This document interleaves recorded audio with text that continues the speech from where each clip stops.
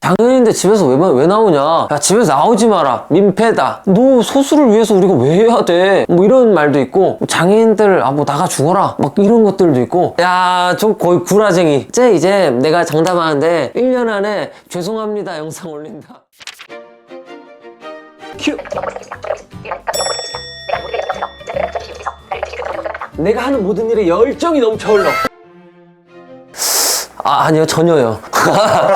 제가 빠르게 아무튼 듣게 됐으니까, 뭐 사람들이 진짜 그런 거 많이 물어보니까 그래 한번 들어본다 해가지고 누구도 많이 말했는데, 조광일 들어본데 이거 저 비하 아니고, 그분들을 비하하는 게 아니고, 너무 빠르니까 뭐라고 하는 거야 도대체.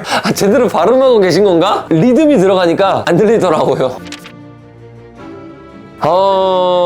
아주 많지만 라면. 라면으로 제가 할 수 있는 요리만 해도 정말 수십 개는 될 거예요. 그냥 라면 봉지만 바꿔가면서. 그래도 뭔가 어렵지 않아요. 처음에는 이 라면조차도 엄청난 과제였어요, 저에게. 과연 끓일 수 있을까? 불나는 거 아니야? 저기다 라면을 넣을 수 있을까? 등등등. 해보지 않았으니까. 눈 감으면 그냥 안 해보기 전에는 내가 과연 할 수 있을까? 이 생각부터 들거든요. 근데 그럴 때 됐다, 뭘 하냐 하면은 진짜 평생 못하는 거고, 거기서 저는 처음에 일단 해보자 해서 라면을 넣고, 라면부터 넣고 물을 먼저 붓고 해도 되겠구나, 등등등. 아니면 위에서 촉감으로 느끼고 그 위에다 넣으면 되겠구나, 이런 방법들을 해보니까 익히게 되고, 그 다음에 이제 라면을 점점 끓이면서 여기다 청양고추를 넣어야겠다 까지도 이제 가게 되고, 이런 큐브가 있는 청양고추 탁 그걸로 넣고. 근데 조금 더 많은 요리를 하고 싶어요. 계란 후라이도 가능하고 반숙으로도 가능하고, 전 반숙을 했는데 사람들은 자꾸 날계란이라고 하는데.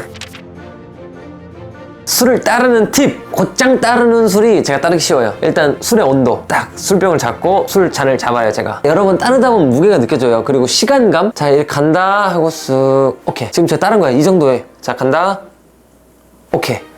그러니까 이 정도 느낌, 시간. 그리고 거기에 손에 닿는 약간 차가운 느낌. 그럼 대충 70~80% 딱 따라져요. 근데 문제는 한 5잔에서 7잔 먹고 따르려고 하면 왜 안 따라지지? 근데 이거는 저뿐만 아니고 이제 눈이 보이는 애들도 따라주다가 왜 엎어야 막 이렇게 되는 상황들이 생겨요. 너 안 보여 너도? 그럼 제가 이렇게 하게 돼요.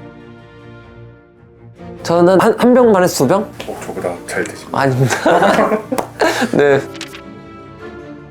이게 복불복이에요. 그러니까 점자 블록을 따라서 길을 가야 뭔가 안전한 길로 인도가 되는 거거든요. 방향 이정표 같은 존재인데, 이걸 따라가다가 갑자기 점자 블록이 뚝 끊겨요. 가면 안 되나? 라는 생각이 들거든요. 근데 가도 되는 길이에요. 정말 이유 없이 갑자기 끊겨 있는 경우들이 굉장히 많아서 그럴 때 너무 혼란스럽고, 때로는 점자 블록을 이렇게 따라가는데 갑자기 전동 킥보드 혹은 다른 장애물이 서 있어서 꽝 박은 적들도 많고, 어떻게 보면 안전함을 뭔가 보장해주는 점자 블록이 사람을 불안하게 만든다 할까요? 그래서 전 옛날에 이런 뉴스도 봤어요. 점자 블록이 미관상 좋지 않아서 신고한다는 민원이 있다고 합니다. 와, 누군 참 안타깝다. 이런 거죠. 갑자기 미관상 저거 보기 안 좋은데 저 건물 없애버리자? 그럼 뭐야? 어이없잖아요. 네. 저 딱 그런 느낌이거든요. 신호등에서도 소리가 나고 안 나고 하는 것들이 있어서, 신호등에서 소리가 안 나면 나 여기서 건너도 되는 거야? 옆에 있는 사람이 뭔가 건너는 소리가 들려요? 저 사람 무단횡단자면 어떡하지? 나 따라갔다가 저 사람은 보고 피했는데 난 빵 치면 어떡하지? 막 이런 생각이 드는 거예요. 혼자 소리만 나면 갈 수 있는데 왜 어디는 되고 어디는 안 될까? 이런 안타까움? 키오스크, 세상이 참 살기 좋게 편하게 편리하게 바뀌어간다고 이야기들을 하잖아요. 근데 그 상황 속에서 누군가들은 더 불편해졌다 라고 느끼거든요. 키오스크에서 소리만 나면 상관없는데, 소리도 안 나는 것이 터치를 하라고 하니까 화면을 누르다 보면 저번에는 어떤 거 잘못 눌렀다가 금액이 10개가 찍혀 있는 거예요. 그러니까 어떻게 취소도 못하고 어떻게 해야 돼? 막 하니까 바쁘지 않으면 직원님한테, 직원님 저기 이것 좀 도와줄 수 있나 하면 되는데, 사람이 엄청 많으면 직원이 누구고 어디가 대체 직원이 계신 곳이고 알 수가 없는 거예요. 그래서 그냥 벽을 막 두들기는 느낌 혼자. 근데 저뿐만 아니고 막 휠체어를 탄 사람들은 높아서 못하고, 또 할머니 할아버지 조금 어르신 분들도 이거 어떻게 하는 거야? 해서 못하고. 모두를 위한 것이 무엇인가를 한 번쯤은 조금 더 생각할 수 있는 세상이면 좋겠다.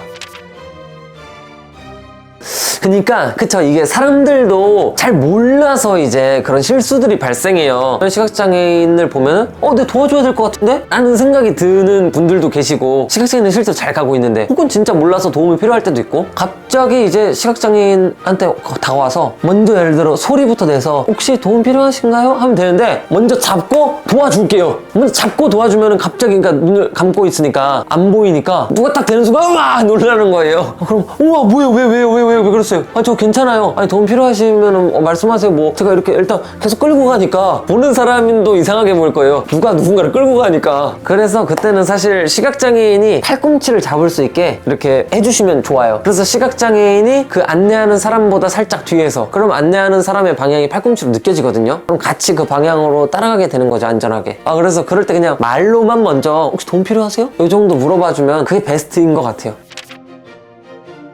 처음에는 이제 10만 명을 달성하고 실버 버튼을 받게 됐을 때 뭔가 그래도 내가 시각장애인이고 나 스스로도 실버 버튼에 뭐가 써져 있는지 읽고 싶잖아요. 그래서 점자로 된 실버 버튼을 요청해야겠다, 요청해봐야겠다 해서 말씀을 드리고 메일을 보냈거든요. 이제 그랬더니 오케이를 한 거예요. 그래서 실버 버튼이 첫 번째가 왔어요. 실버 버튼을 싹 만지는데 뭔가 오돌토돌한 게 느껴져야 되는데 너무 맨질맨질한 거예요. 뭐지, 왜 없지? 내가 못 읽는 건가? 하는데 보는 친구가 야, 거기 점자 없어 하는 거예요. 이거를 영상으로 올렸더니 사람들이 또 받으래요. 다시 말했죠. 그랬더니 아예 미국에서 영어로 연락이 오더라고요. 그래서 다시 왔어요. 다시 읽었어요.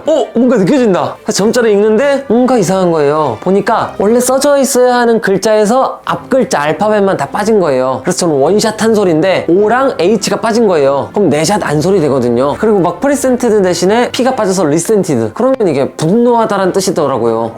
이건 아닌 것 같은데 또 사람들도 또 다시 받아라. 그래서 혼자 다시 받아야 되나? 이거 너무 진상 아니야? 라는 생각이 들었는데 그래, 그래도 이건 아니지. 이름이 다른데. 다시 말했죠. 이번에는 또 이제 한국말로 그러면 점자로 해서 보내주겠다. 한국말로 딱 세 번째를 6개월 만에 이제 받게 됐죠. 두 번째 실버 버튼을 반납하는 조건으로. 그래서 현재는 첫 번째랑 세 번째 두 개가 있어요. 이제 보통 유튜버들이 받는 일반적인 실버 버튼, 그리고 세 번째로 받은 한글 점자가 써져 있는 실버 버튼.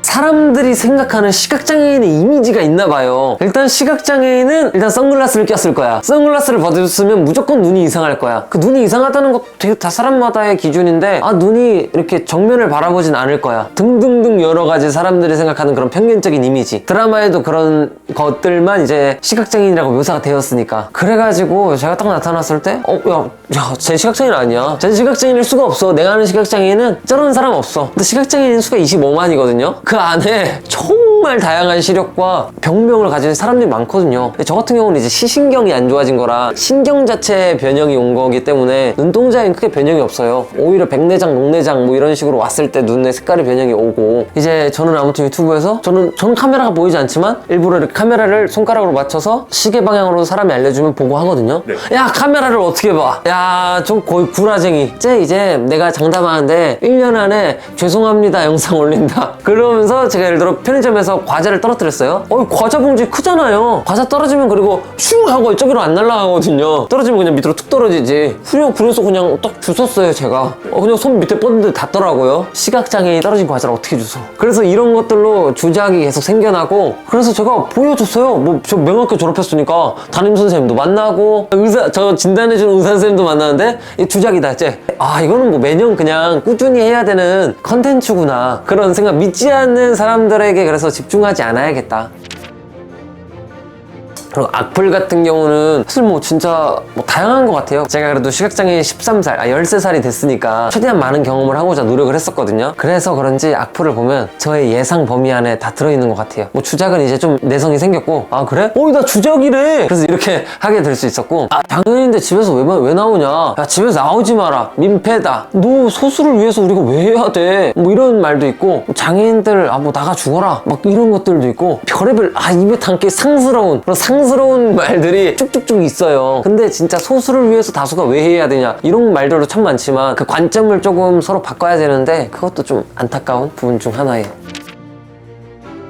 저는 이제 유튜브에서 어떻게 보면 일상 속에서 제가 어떻게 살고 어떻게 지냈고 막 그런 것들을 보여주니까 컵라면이 참 저에게는 맹학교에 가서 하나의 숙제, 희한한 상황이었어요. 옛날엔 컵라면이 정말 간편식품이어서 그냥 쉽게 먹었는데, 야, 이제 컵라면이 뭐가 문제도 모르겠네. 다 비슷하게 생겨서. 그리고 물을 부어야 되는데 물선이 안 보이니까 손가락을 넣었다 뺐다 하면서 뜨거워 하면서 이거를 끓여야 되니까 이거 컵라면이 이렇게 어려운 음식이야? 하면서 이렇게 유튜브 영상을 찍었어요. 이제 그랬는데 사람들이 이제 구독자님들이 그걸 보고 라면 회사들에 쫙 연락을 한 거예요. 그래가지고 이제 연락이 왔어요. 몇몇 라면 회사에서. 그래가지고 이제 한 회사랑 삼양이랑 점자를 같이 이야기하고 여기에 점자가 있었으면 좋겠다. 그리고 물선은 밖에 좀 있었으면 좋겠다. 그렇게 이야기를 해가지고 실제로 이제 점자에 컵라면도 붙고 물선도 밖으로 빠지는 컵라면들도 생겨나고 있고, 그래서 저도 그런 걸 보면서 너무 신기했어요. 왜냐면 진짜 이런 말이 있었다 했잖아요. 기업이 돈도 안 되는 걸 왜 해? 이런 말들이 참 많거든요. 기업은 어떻게 보면 돈도 돈이지만 함께 상생해 나가는 것들을 추구해 나가고 있기 때문에 그런 것들이 실제로 일어나고 그런 것들이 한 사례가 되면은 계속해서 나타날 수 있다는 뭔가 희망이 보이는 거죠.